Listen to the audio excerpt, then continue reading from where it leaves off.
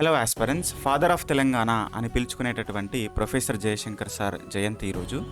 ఆయన 1934 ఆగస్టు 6వ తేదీన వరంగల్ జిల్లా ఆత్మకూరులో జన్మించారు. ఆంధ్ర పాలన కాలంలో తెలంగాణకు జరుగుతున్న అన్యాయాలు, తెలంగాణలో ఉన్నటువంటి సమస్యలపైన గలమెత్తి ప్రచురించేటటువంటి సెంటర్ ఫర్ తెలంగాణ స్టడీస్కి చైర్మన్గా వ్యవహరించారు.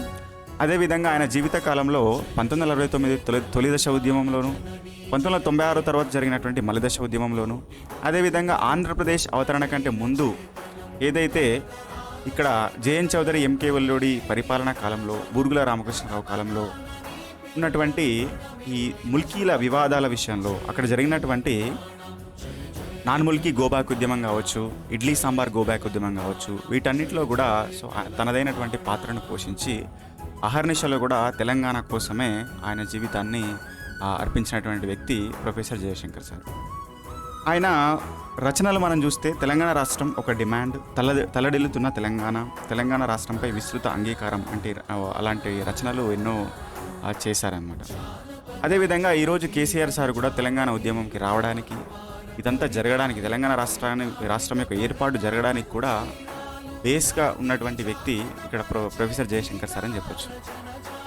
కేసీఆర్ సార్ ఒకప్పుడు కరెంట్ బిల్లుల విషయంలో అసెంబ్లీలో ఆయన గలం విప్పినప్పుడు మరి రాష్ట్రం యొక్క ఏర్పాటు కోసం రాజకీయ పునాదులు ఉండాలి అని ఆలోచించినటువంటి మొట్టమొదటి వ్యక్తి ప్రొఫెసర్ జయశంకర్ సార్.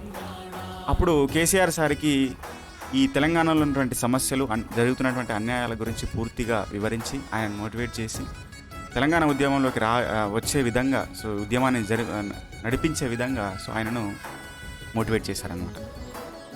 ఆ తర్వాత ఆయన బ్రెయిన్ యొక్క ట్యూమర్తోని బాధపడుతూ హాస్పిటల్లో ఉన్నప్పుడు ఇక్కడ కొంపల్లి వెంకట్ గౌడ్ ఆయన దగ్గరికి వెళ్ళి ఆయన జీవిత చరిత్రను రాయాలనుకొని ఆయన చెప్పిన మాటలన్నింటినీ రికార్డ్ చేశారనమాట. తర్వాత దాన్ని ఒక బుక్ రూపంలో రిలీజ్ చేశారు. దాన్నే ఒడవని ముచ్చట్లు అంటాం మనం. ఆయన జీవిత చరిత్ర ఒడవని ముచ్చట్లు, దీన్ని కొంపల్లి వెంకట్ గౌడ్ రచించారు.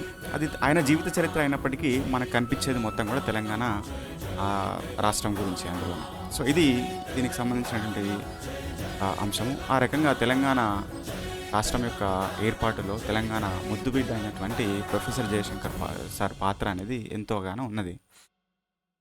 కాబట్టి ఆయన పేరు మీద ఇప్పుడు జయశంకర్ భూపాలపల్లి డిస్టిక్గా మనం పెట్టుకున్నాం. అదేవిధంగా తెలంగాణలో ఉన్నటువంటి వ్యవసాయ విశ్వవిద్యాలయం కూడా ప్రొఫెసర్ జయశంకర్ విశ్వవిద్యాలయం అని మనం పెట్టుకోవడం జరిగిందనమాట. ఇది దీనికి సంబంధించింది. కాంపిటేటివ్ ఎగ్జామ్ పాయింట్ ఆఫ్ వ్యూలో ఆయన రచనలు, ఆయన ఎక్కడ జన్మించారు, ఆయన చేసినటువంటి ఉద్యమాలు, ఇక్కడ తెలంగాణ ఐక్యవేదిక ఏదైతే 1996లో స్థాపించారో దానికి సంబంధించి ఇవన్నిటి గురించి కూడా